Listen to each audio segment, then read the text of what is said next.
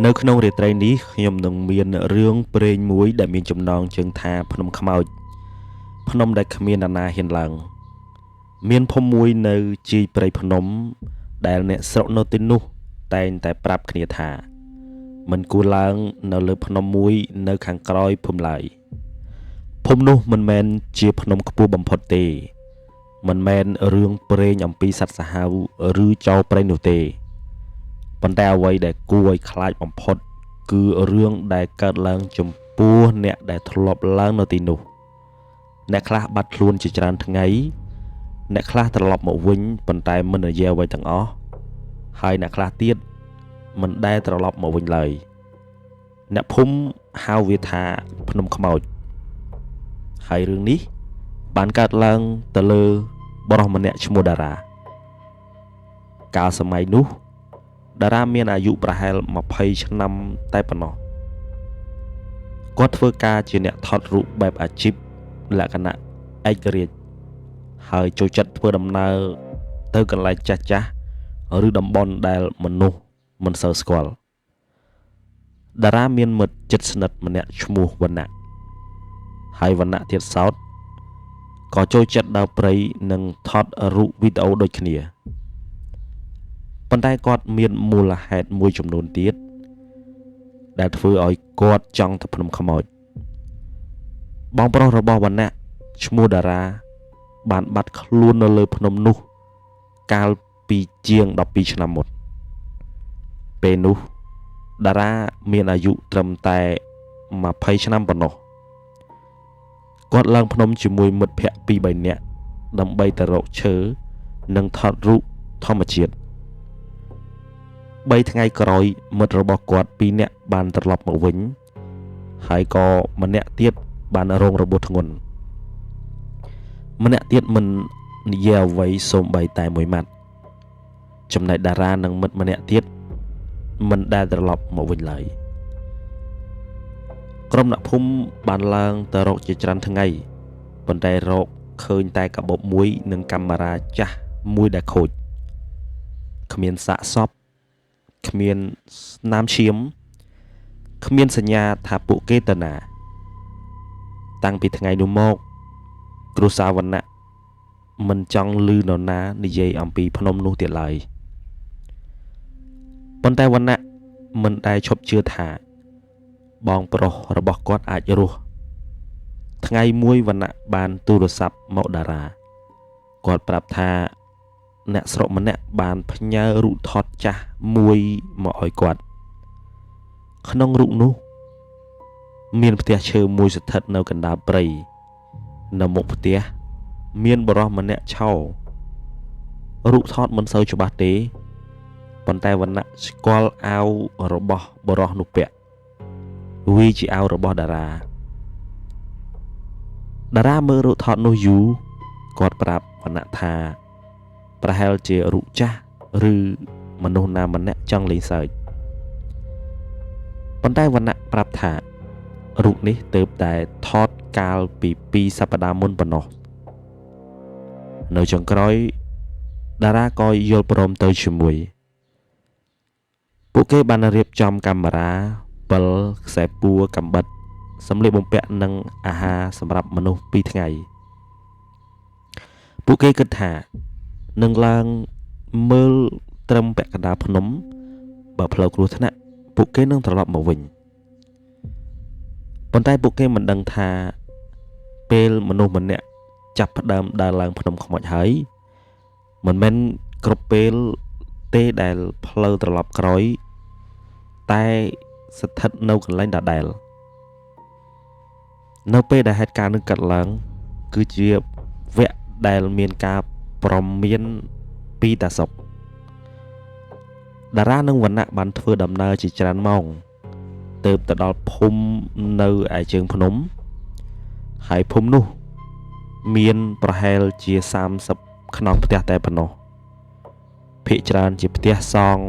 ផុតពីដីជុំវិញអាកាសធាតុវាលស្រែមានដើមឈើធំអ្វីដែលធ្វើឲ្យតារាចាប់អារម្មណ៍គឺភាពស្ងាត់របស់ភូមិទោះបីជាពេលនោះម៉ោងទើបតែ3រសៀល ក៏ផ្ទះជាច្រើនបានបិទទ្វារក្មេងៗដែលកំពុងលេងនៅក្បែរផ្លូវពេលឃើញអ្នកទាំងពីរក៏នាំគ្នារត់ចូលផ្ទះឆ្កែ2-3ក្បាលឈរមើលប៉ុន្តែមិនព្រុសវណ្ណៈសួរអ្នកភូមិម្នាក់ថាផ្លូវឡើងទៅភ្នំខ្មោចទៅត្រង់ណាសកម្មភាពនោះផងដែរបុរសនោះក៏មិនឆ្លើយអ្វីដែរគាត់គ្រាន់តែឃើញមុខវណ្ណៈរួចក៏ដើរចេញពួកគេបន្តសួរមនុស្ស2-3នាក់ទៀតប៉ុន្តែគ្មាននរណាចង់និយាយរហូតដល់មានបុរសចំណាស់ម្នាក់ដើរចេញពីក្រោមផ្ទះឈើមួយគាត់ឈ្មោះតាសុកមានអាយុជាង30ឆ្នាំសក់គាត់សស្ទើរទាំងអស់ហើយកាន់ឈើច្រត់ចាក់មួយពេលឃើញវណ្ណៈគាត់ឈរមើលយូរបន្ទាប់មកសួរថាតើឯងជាបងប្អូនរបស់តារាមែនទេវណ្ណៈចាប់ផ្ដើមភ្ញាក់ផ្អើលគាត់មិនដែលធ្លាប់ឃើញតាសុកទេហើយក៏មិនបានប្រាប់ឈ្មោះខ្លួនឯងដែរលោកតាស្គាល់ខ្ញុំមែនទេតាសុកក៏មិនឆ្លើយអ្វីដែរគាត់មើលទៅលើភ្នំរួចប្រាប់ពួកគេឲ្យឡើងទៅនិយាយគ្នានៅលើផ្ទះនៅក្នុងផ្ទះតាសុកយករូបថតចាស់ចេញពីទូក្នុងរូបនោះមានយុវជន4នាក់ឈរនៅលើជើងភ្នំម្នាក់ក្នុងចំណោមពួកគេគឺតារាតាសុកប្រាប់ថាមុនពេលឡើងភ្នំតារានិងមិត្តរបស់គាត់បានមកសុំទឹកនៅទីនេះតាសុកបានហាមពួកគេប៉ុន្តែពួកគេនៅតែមិនស្ដាប់នៅថ្ងៃមួយខ្ញុំបានប្រាប់ពួកគេហើយថាកុំឡើងក្រោយម៉ោង3រសៀលពេលនោះតាសុកក៏បាននិយាយហេតុអ្វីហើយពេលនេះគឺជាសំណួរដែលតារាចាប់ដើមចោទសួរតាសុកប្រាប់ថានៅលើភ្នំមានផ្លូវច្រើនពេលថ្ងៃផ្លូវទាំងនោះមើលទៅដូចធម្មតាប៉ុន្តែពេលព្រះអាទិត្យជិតលិចផ្លូវមួយចំនួននឹងនាំអ្នកទៅកន្លែងដែលគ្មានក្នុងពិភពមនុស្សតាសុកក៏ប្រាប់ច្បាប់3យ៉ាងទី1បើលឺនរណាម្នាក់ហៅឈ្មោះពីក្រោយកុំឆ្លើយនិងកុំងាកមើលទី2បើលឺនរណាម្នាក់ហៅឬក៏សុំទឹកបរិភោគកុំផឹកទឹកនោះឲ្យសោះទី3បើលឺកណ្ដឹង3ដងត្រូវតែត្រឡប់ក្រោយភ្លាមមិនថាកំពុងឃើញអ្វីក៏ដោយវណ្ណៈសួរថាលោកតាគិតថាខ្ញុំរស់ទេតាសុកស្ងាត់យូរបន្ទាប់មកឆ្លើយថាខ្ញុំមិនដឹងថាគេនៅរស់ឬក៏ស្លាប់ទេ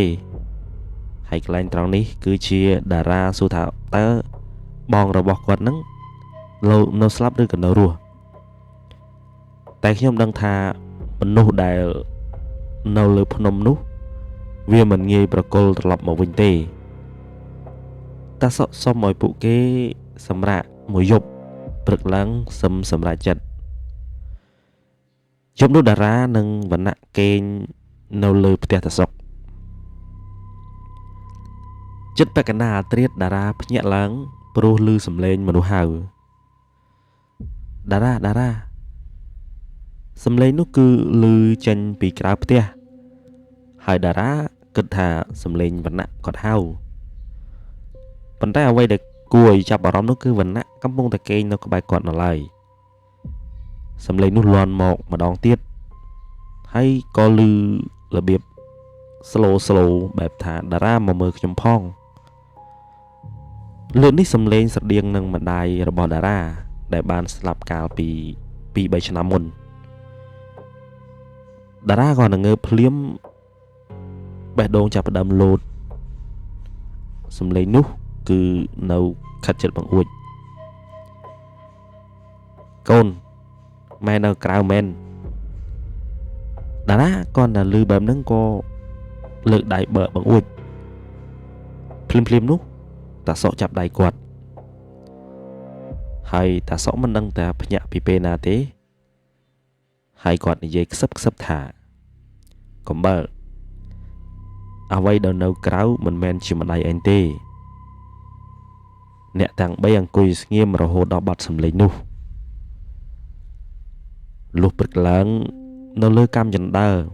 មានស្នាមជើងមនុស្សសើមស្នាមជើងនោះឡើងមកដល់មុខបង្អួចប៉ុន្តែមិនមានស្នាមដើរត្រឡប់ទៅវិញនោះទេមកដល់វគ្គនេះ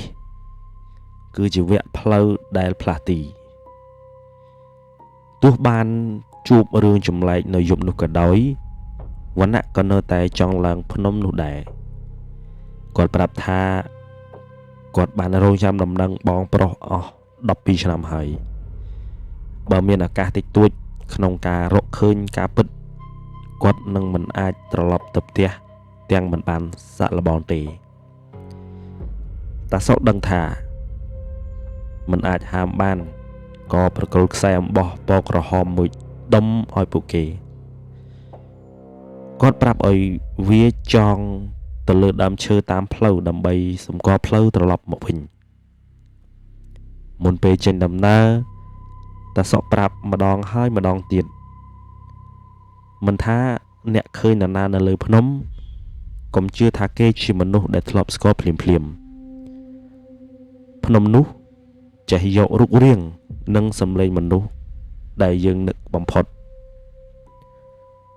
តារានិងវណ្ណៈចាប់ផ្ដើមឡើងភ្នំនៅម៉ោង7ព្រឹក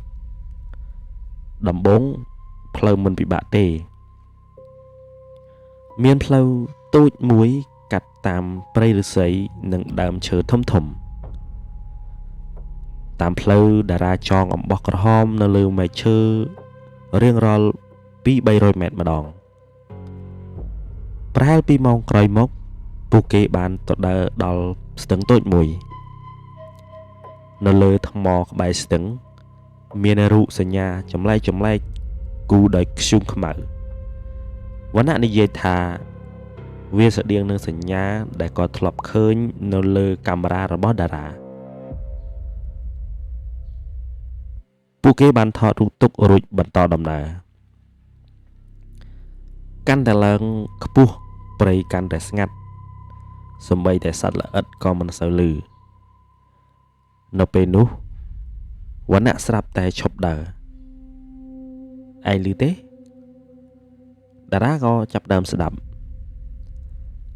មានសំឡេងជើងដើរនៅពីក្រោយព្រោះពួកគេឈប់សំឡេងនោះក៏ឈប់ដែរពេលពួកគេដើរវាក៏ចាប់ផ្ដើមដើរតាមតារានឹកដល់ការប្រមានរបស់តាសុកហើយមិនងាកក្រោយជាដាច់ខាតប៉ុន្តែវណ្ណៈមិនអាចទប់ចិត្តបានគាត់ក៏ងាកមើលយ៉ាងលឿននៅចម្ងាយប្រហែល50ម៉ែត្រមានបុរសម្នាក់ឈរក្រោមដើមឈើមុខមិនច្បាស់សម្លៀកបំពាក់ចាស់និងប្រឡាក់ដីវណ្ណៈក៏ចាប់ផ្ដើមស្រែកបងតារាបុរសនោះមិនឆ្លើយគាត់គ្រាន់តែងាកខ្លួនហើយដើរចូលព្រៃវណ្ណៈចង់រត់តាមប៉ុន្តែរ៉ាដាបានចាប់ដៃកុំទាន់ជឿថាបងឯងចំណែកឯវណ្ណៈក៏ចាប់ដើមនៅស្ងៀមប៉ុន្តែមុខរបស់គាត់បង្ហាញថាគាត់ចាប់ផ្ដើមជឿថាបងប្រុសរបស់គាត់នៅជិតទីនេះពិតប្រាកដអ្នកទាំងពីរបន្តដើរប្រហែលម៉ោង1រសៀលពួកគេសម្រាកញ៉ាំអាហារពេលនោះរ៉ាដាសង្កេតឃើញអ្វីមួយអំបោះក្រហមដែលពួកគេបានចងតាមផ្លូវមិនមាននៅពីក្រោយទៀតទេពួកគេត្រឡប់ប្រហែល200ម៉ែត្រដើម្បីរកមើលដើមឈើនៅទីនោះមើលទៅដូចគ្នាទាំងអស់គ្មានអំបោះគ្មានស្នាមជើងគ្មានផ្លូវដែលពួកគេទើបតែដើរមកវណ្ណៈមើលទូរស័ព្ទមើលផែនទីទីតាំងនៅលើក្រង់ជុំវិញមិនអាចកំណត់បានបន្ទាប់មកមានអស្រាលចាប់ផ្ដើមហូរចូលក្នុងព្រៃត្រឹមតែប៉ុន្មាននាទី គ្រប់ជុំវិញពួកគេរហូតមើលមិនឃើញឆ្ងាយជាង10ម៉ែត្ររដាប្រាប់វណ្ណៈថាពួកគេត្រូវតែរងចាំឲ្យអនុស្រកខណៈពេលនោះដែរភ្លាមនោះពួកគេចាប់ផ្ដើមឮកណ្ដឹងតឹងហើយសំឡេងនោះនៅមិនឆ្ងាយពីពួកគេនោះទេហើយបន្ទាប់មកសំឡេងទី2ក៏ឮម្ដងទៀតវណ្ណៈមើលមុខរដាពួកគេចាំបានថាតាសុកប្រាប់ថាបើឮពី3ដងត្រូវត្រឡប់ថយក្រោយភ្លាមអ្នកទាំងពីរចាប់ផ្ដើមរងចាំសំឡេងកណ្ដឹងទី3ប៉ុន្តែខណៈនោះគឺអត់លន់ឮជាលើកទី3ទៅទេជំនួសមកវិញនៅខាងមុខរបស់គាត់ចាប់ផ្ដើមបែកហើយនៅពីក្រោយនោះមានផ្ទះជាច្រើនខ្នងមានផ្លូវដីមានផ្សែងចេញពីផ្ទះបាយហើយមានមនុស្សឆោមមើលពួកគេពីចម្ងាយវាជាភូមិមួយដែលមិនមាននៅលើផែនទីមកដល់វគ្គនេះគឺជាវគ្គភូមិកណ្ដាលតារានិងវណ្ណៈឆោមមើលភូមិនោះដោយមិនដឹងថាគួរធ្វើអ្វីពួកគេមិនធ្លាប់ឃើញភូមិនោះនៅក្រោមភ្នំទេពីទីតាំងនិងកម្ពស់វាមិនគួរមានដីរាបធំល្មមសម្រាប់សង់ផ្ទះច្រើនបែបនេះឡើយផ្ទះនៅទីនោះសុទ្ធតែជាផ្ទះឈើចាស់សម្លៀកបំពាក់មើលទៅអ្នកភូមិនឹងគឺចាស់ដូចជាមនុស្សដែលរស់នៅកាលពីរាប់រយឆ្នាំមុនមនុស្សគ្រប់គ្នាមើលអ្នកទាំងពីរប៉ុន្តែគ្មាននរណាញញឹមឬសួរថាពួកគេមកពីណាទេស្ត្រីចំណាស់នោះបានដើរមកជិតគាត់មានសក់វែងពណ៌សហើយកាន់ចានទឹកមួយអ្នកទាំងពីរធ្វើដំណើរឆ្ងាយហើយផឹកទឹកសិនទៅរ៉ាដានឹកដល់ការប្រមានរបស់តាសុកគាត់បដិសេធឲ្យសុភាពថាស្ត្រីចំណាស់នោះមើលទៅយូរផឹកទឹកទីនេះតើអ្នកគិតថាអាចចុះទៅវិញបានទេវណ្ណៈសួរ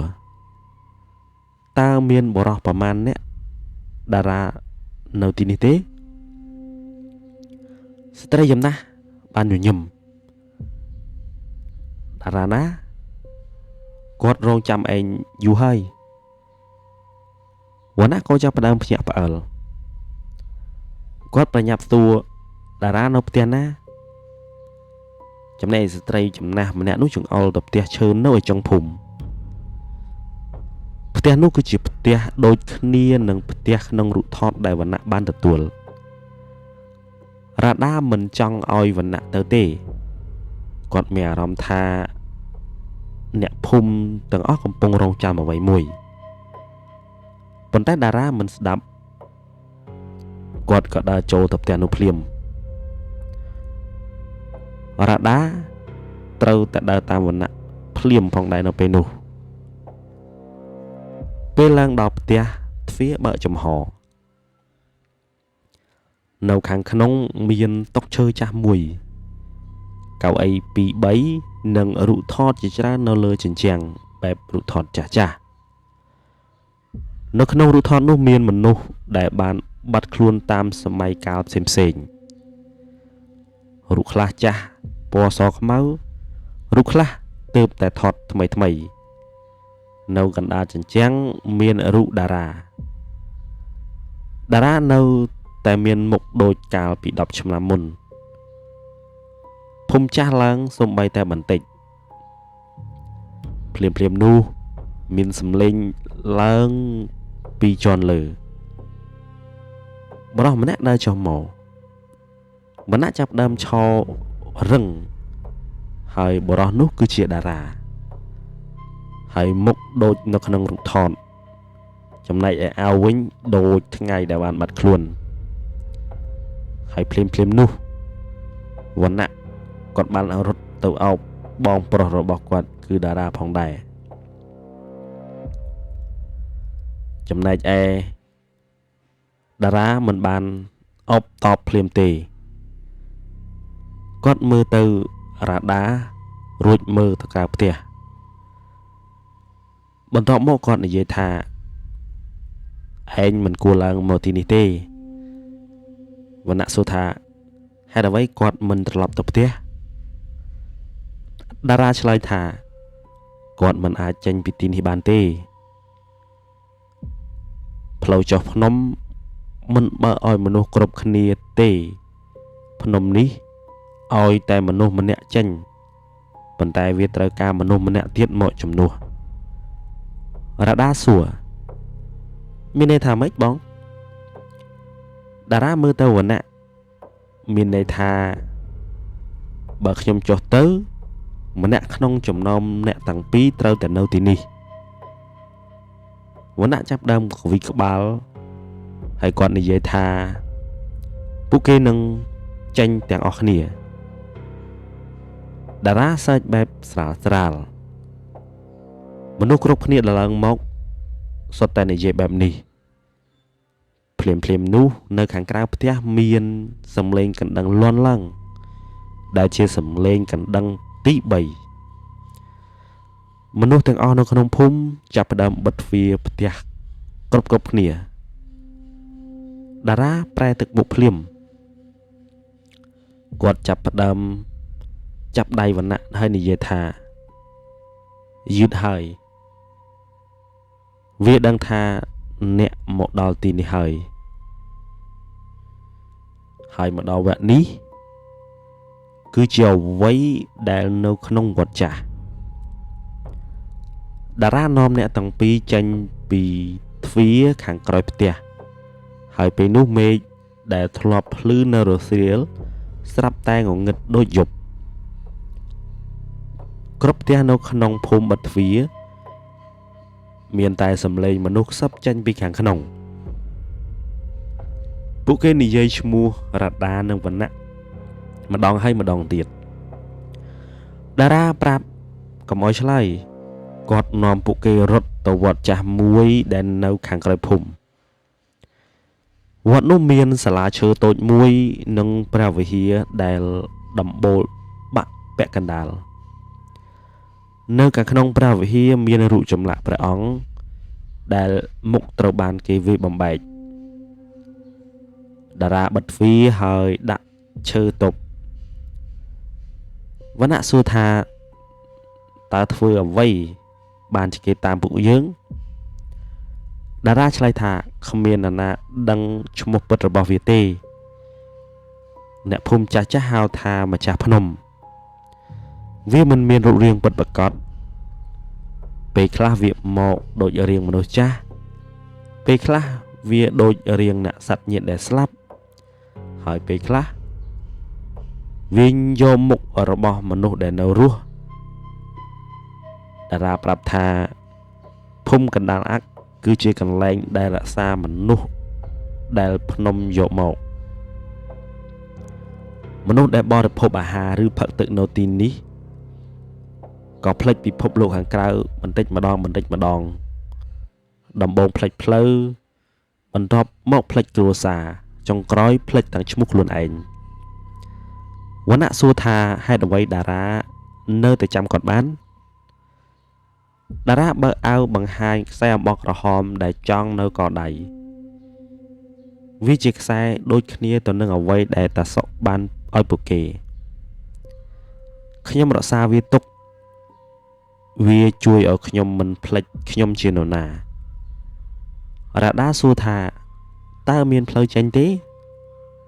តារាផ្លាប់តាមានតែមួយនៅពេលដែលកណ្ដឹងលាន់3ដងទ្វារផ្លូវចុះភ្នំនឹងបើករយៈពេលខ្លីនៅក្រោយវត្តប៉ុន្តែអ្នកដែលចង់ចេញត្រូវដើរដោយមិនងាកក្រោយមិនថាឮសំឡេងនរណាហៅក៏ដោយមិនថាឃើញអ្វីនៅពីមុខក៏ដោយភ្លាមនោះមានសំឡេងកោសទ្វារព្រះវិហារឮតុក3ដងសំឡេងស្ត្រីម្នាក់លាន់ចេញពីខាងក្រៅរ៉ាដាបើកទ្វារឲ្យម៉ែផងរ៉ាដាមិនដឹងថាវាមិនមែនជាម្ដាយរបស់គាត់ទេ ប៉ុន្តែសំឡេងនោះវាដូចខ្លាំងណាស់វាបន្តអង្វរម៉ែត្រជាក់ណាស់កូនបើកទ្វារឲ្យម៉ែផងរ៉ាដាគាត់តែដឹងបែបហ្នឹងក៏បិទត្រជាបន្ទាប់មកសំឡេងខាងក្រៅប្រែទៅជាសំឡេងតាសុកអ្នកទាំងអស់គ្នាចាញ់មកឥឡូវមានផ្លូវចុះហើយតារាក្រវីក្បាលកុំជឿតាសុកមិនអាចឡើងមកដល់នៅទីបានទេសំឡេងគួនតានតែខ្លាំងទ្វារចាប់ដើមរំជួយភ្លាមនោះខ្សែអំបោះក្រហមនៅលើកដៃតារាបានផ្ដាច់តារាមើលទៅដោយភ័យខ្លាចវាចូលមកចិត្តហើយពេលនោះពួកគេឮសំឡេងកណ្ដឹងមួយទៀត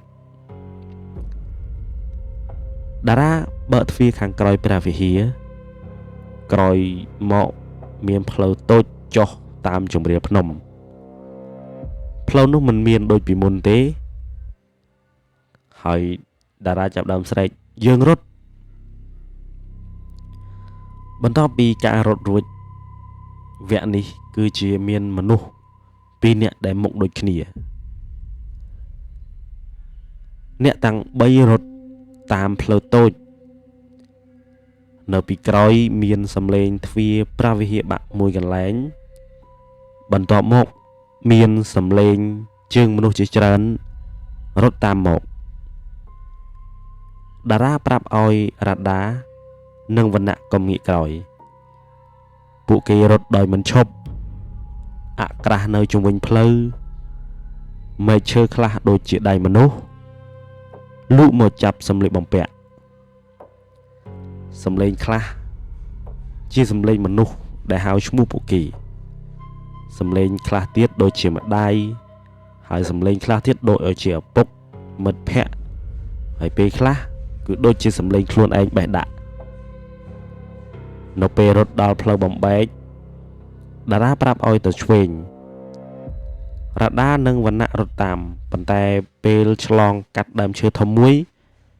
វណ្ណៈស្រាប់តែបាត់រ៉ាដាឈប់ហើយស្រែកហៅតារាចាប់ផ្ដើមចាប់ដៃគាត់ហើយនិយាយថាកុំឈប់វាកំពុងតែព្យាយាមបំបែកពួកយើងហើយបន្ទាប់មកពួកគេឮសំឡេងវណ្ណៈស្រែកពីផ្លូវខាងស្ដាំរ៉ាដាថាជួយខ្ញុំផងរ៉ាដាចង់រត់ទៅរកប៉ុន្តែតារាប្រាប់ថាកុំជឿសំឡេងភ្លាមនោះវណ្ណៈម្នាក់បានចេញមកពីអាប់ខាងមុខគាត់ដកដង្ហើមខ្លាំងនិងមានរបួសនៅលើថ្ងាសខ្ញុំនៅទីនេះអ្នកទាំង3បន្តរត់ប៉ុន្តែមិនយូរប៉ុន្មានមានវណ្ណៈម្នាក់ទៀតលេចមុខពីក្រោយដើមឈើហើយគាត់មានមុខរូបរាងដូចគ្នាសម្លៀកបំពាក់ដូចគ្នាហើយសូម្បីតែរបួសក៏ដូចគ្នាផងដែរហើយវណ្ណៈទាំងពីរនិយាយព្រមគ្នាហើយប្រាប់វណ្ណៈថាកុំជឿវាខ្ញុំគឺជាវណ្ណៈពិតប្រាកដរ៉ាដាមិនដឹងថាត្រូវបែងចែកឬជឿនរណាទេតារាប្រាប់ថាម្ចាស់ភ្នំអាចយកមុខមនុស្សបានប៉ុន្តែវាមិនអាចចាំការចងចាំតូចដែលមនុស្សពីរនាក់ធ្លាប់ចែករំលែកគ្នាបានទាំងអស់ទេរ៉ាដាសួរវណ្ណៈទាំងពីរឆ្លើយថាថ្ងៃដែលយើងជួបគ្នាដំបូងឯងធ្វើអ្វីធ្វើឲ្យកាមេរ៉ាខ្ញុំខូចវណ្ណៈឆ្លើយថាខ្ញុំធ្វើធ្លាក់ទឹកបានវាខូចចំណែកឯវណ្ណៈម្នាក់ទៀតឆ្លើយថាខ្ញុំអត់បានធ្វើវាធ្លាក់ក្នុងទឹកទេខ្ញុំបានដាក់កាត memory ឯងចូលកាមេរ៉ាខ្ញុំហើយលុបរូបទាំងអស់ចេញដោយចៃដន្យរ៉ាដាដឹងភ្លាមថាវណ្ណៈទី2គិតជាវណ្ណៈពិតតារាទាញវណ្ណៈពិតចេញមកខាងខ្លួនហើយវណ្ណៈខ្លែងខ្លាយក៏នៅស្ងៀមបន្ទាប់ពីមុខរបស់វាចាប់ផ្ដើមបត់ខុសទម្រង់ភ្នែកប្រែទៅជាខ្មៅមាត់ញញឹមធំជាងមុនវានិយាយដោយសំឡេងតារាអ្នកទាំងអស់គ្នាមិនអាចចុះពីទីនេះទាំង3នាក់ទេតារារុញរ៉ាដានិងវណ្ណៈរត់ ខ្ញុំនឹងតបវាហើយពេលនោះវណ្ណៈក៏ចាប់ផ្ដើមបដិសេធគាត់មិនចង់ទុកបងប្រុសម្ដងទៀតទេតារាចាប់ស្មាគាត់ខ្ញុំបានបាត់ខ្លួន12ឆ្នាំហើយបើឯងនៅទីនេះជាមួយខ្ញុំគ្រួសារយើងនឹងបាត់កូនទាំងពីរហើយវណ្ណៈក៏ចាប់ផ្ដើមយំតារាញញឹមឲ្យគាត់ជាលើកចុងក្រោយហើយប្រាប់ម៉ែថាខ្ញុំមិនដែលភ្លេចគាត់ទេបន្ទាប់មកតារាផ្ដាច់ខ្សែអំបោះក្រហមចុងក្រោយនៅលើកដៃហើយចងវានៅលើដៃវណ្ណៈភ្លាមនោះដែរស្រមោលខ្មៅក៏រត់មកវណ្ណៈរុញតារាចេញហើយឆោបាំងផ្លូវរដាទាញវណ្ណៈរត់ចុះពីក្រោយពួកគេមានសំឡេងតារាស្រែកហៅមួយទៀតបន្ទាប់មកអ្វីក៏ស្ងាត់មកដល់កន្លែងនេះគឺជាអ្វីដែលអ្នកដែលត្រឡប់មកភូមិវិញរ៉ាដានិងវណ្ណៈរត់រហូតដល់ឃើញពន្លឺថ្ងៃចំណែកអៈនៅជុំវិញចាប់ផ្ដើមស្រកពួកគេឃើញអំបោះក្រហមដែលបានចងតាមដើមឈើម្ដងទៀតអ្នកទាំងពីរបានដើរតាមសញ្ញានោះចុះភ្នំពេលដល់ជើងភ្នំតាសុកនិងអ្នកភូមិជាច្រើនកំពុងតែរងចាំតាសុកក៏ចាប់ផ្ដើមទទួលពួកគេគាត់រាប់មនុស្សម្ដងហើយម្ដងទៀតបន្ទាប់មកក៏សួរអ្នកឡើងទៅទាំងពីរអ្នកមែនទេរ៉ាដាបានងក់ក្បាលតាសុកមើលទៅខាងក្រោយពួកគេដោយមុខស្លេកតែហេតុអ្វីបានជាមានស្នាមជើង3គូចុះមករ៉ាដានិងវណ្ណៈងាកមើលផ្លូវឃើញដីសើមមានស្នាមជើង3គូ2គូជារបស់ពួកគេគូទី3ចាប់ផ្ដើមចេញពីមាត់ព្រៃហើយដើរតាមពួកគេចូលភូមិតាសុកប្រាប់កុំតាមស្នាមជើងនោះគាត់នាំពួកគេទៅលាងមុខនឹងទឹកមុននិងដុតសម្លៀកបំពាក់ដែលពាក់នៅលើភ្នំចោលពួកគេសួរថាពួកគេបានបាត់ប្រមាណថ្ងៃរ៉ាដាឆ្លើយថាប្រហែល1ថ្ងៃប៉ុណ្ណោះតាសុកស្ងាត់បន្ទាប់មកគាត់ប្រាប់ថាពួកគេបានបាត់អស់រយៈពេល7ថ្ងៃរ៉ាដាមិនជឿទូរស័ព្ទនិងនាឡិការបស់ពួកគេឈប់នៅថ្ងៃដែលពួកគេឡើងភ្នំហើយវណ្ណៈមិននិយាយអ្វីទាំងអស់គាត់គ្រាន់តែអង្គុយកាន់ខ្សែអំបោះក្រហមរបស់តារា2ថ្ងៃក្រោយពួកគេត្រឡប់ទៅទីក្រុងវិញដំបូងអ្វីមើលទៅដូចជាធម្មតាប៉ុន្តែរ៉ាដាចាប់ផ្ដើមសង្កេតឃើញថាវណ្ណៈបានប្លែកគាត់មិនសូវញ៉ាំអាហារយប់គាត់ឈរមើលទៅក្រៅបង្អួចយូរពេលខ្លះគាត់និយាយជាមួយនរណាម្នាក់ទាំងនៅក្នុងបន្ទប់ម្នាក់ឯងរ៉ាដាសួរថាមានរឿងអ្វីកើតឡើងវណ្ណៈឆ្លើយថាបងតារាកំពុងហៅខ្ញុំរ៉ាដាប្រាប់ថាកុំស្ដាប់ប៉ុន្តែវណ្ណៈនិយាយថាគាត់ប្រាប់ថាមនុស្សដែលចុះមកជាមួយឯងមិនមែនខ្ញុំទេរ៉ាដាគិតថាវណ្ណៈនៅតែមានភ័យពីឃើញអ្វីមួយរហូតទៅដល់យប់មួយវណ្ណៈក៏បាត់ចេញពីផ្ទះទ្វារបិទពីខាងក្នុងបង្អួចចាក់សោគ្មានស្នាមបំបែកនៅលើក្រែមានខ្សែអំបោះក្រហមនិងកាមេរ៉ារបស់រ៉ាដាមិនចាំថាខ្លួនបានផ្ដល់កាមេរ៉ាឲ្យវណ្ណៈទេគាត់បានបើកកាមេរ៉ានោះមើលក្នុងនោះមានរូបថតជាច្រើនដែលពួកគេថតនៅលើភ្នំរូបស្ទឹងរូបសញ្ញាខ្មៅនៅលើថ្មរូបភ្នំកណ្ដាលអាក់រូបតារាឈរនៅខាងមុខផ្ទះរូបចុងក្រោយ ថតនៅពេលរ៉ាដានិងវណ្ណៈកំពុងរត់ចុះភ្នំក្នុងរូបនោះរ៉ាដាឃើញខ្លួនឯងកំពុងរត់នៅក្បែរគាត់មានបរិសម្នាក់ដែលមានមុខដូចវណ្ណៈប៉ុន្តែនៅពីក្រោយដើមឈើមានវណ្ណៈម្នាក់ទៀតកំពុងឈរដៃរបស់គាត់ចងខ្សែអំបោះពណ៌ក្រហមគាត់កំពុងស្រែកអ្វីមួយមករកកាមេរ៉ានៅពេលតារាបង្រិចរូបគាត់បានឃើញចលនាមាត់បានវណ្ណៈពិតជាកំពុងនិយាយថាមនុស្សដែលទៅជាមួយឯងមិនមែនខ្ញុំទេភ្លាមនោះទូរស័ព្ទរ៉ាដារោលេខបានបង្ហាញគឺជាលេខរបស់វណ្ណៈរ៉ាដាលើកទាំងញ័រដៃនៅចុងខ្សែមានសំឡេងខ្យល់បក់និងសំឡេងកណ្ដឹងឆ្ងាយឆ្ងាយបន្ទាប់មកសំឡេងវណ្ណៈពិតនិយាយថារ៉ាដាខ្ញុំនៅលើភ្នំអ្នកដែលចុះមកជាមួយឯងវាកំពុងទៅរកឯងហើយពេលនោះមានសំឡេងកោះទ្វារបន្ទប់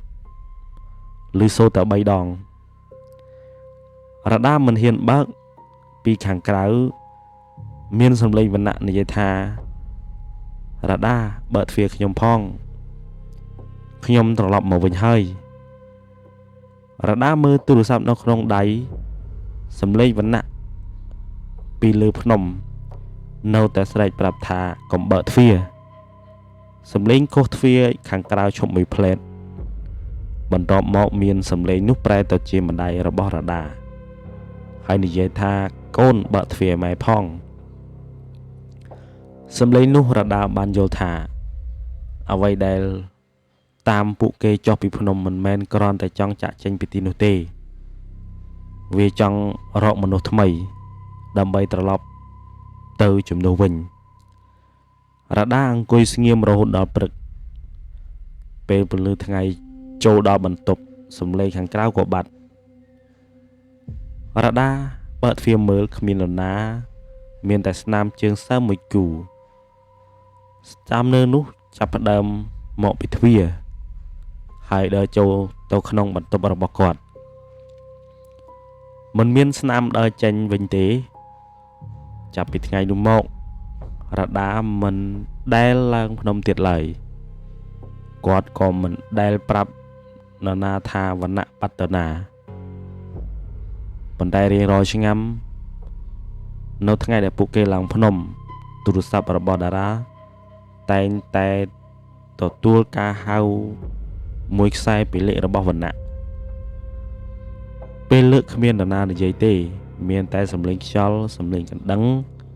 និងសំឡេងមនុស្សជាច្រើនខ្សឹបឈ្មោះគាត់ព្រមគ្នាអ្នកស្រុកនៅជើងភ្នំក៏នៅតែប្រាប់មនុស្សចំនួនក្រោយថាបើអ្នកឡើងផ្លុំទីនោះហើយឮនរណាម្នាក់ហៅឈ្មោះពីក្រោយកុំឆ្លើយកុំងាកមើលហើយកុំជឿថាមនុស្សដែលដើរត្រឡប់មកជាមួយអ្នកគឺជាមនុស្សដដែលបានឡើងទៅជាមួយអ្នកព្រោះមនុស្សខ្លះបានចុះពីភ្នំខ្មោចមកដល់ផ្ទះប៉ុន្តែអ្វីដែលស្ថិតនៅក្នុងខ្លួនរបស់គេប្រហែលមិនមែនជាមនុស្សទៀតឡើយហើយនេះគឺជាភ្នំខ្មោចអរគុណអ្នកទាំងអស់គ្នាសម្រាប់ការតាមដានរឿងព្រេងដែលមានចំណងជើងថាភ្នំខ្មោចចុងក្រោយបើមានការខុសទោះសូមមេត្តាខន្តីអភ័យទោសហើយជួបគ្នានៅរឿងព្រឺព្រួចនិងរឿងអបិយជំនួសរឿងផ្សេងព្រេងបន្តទៀត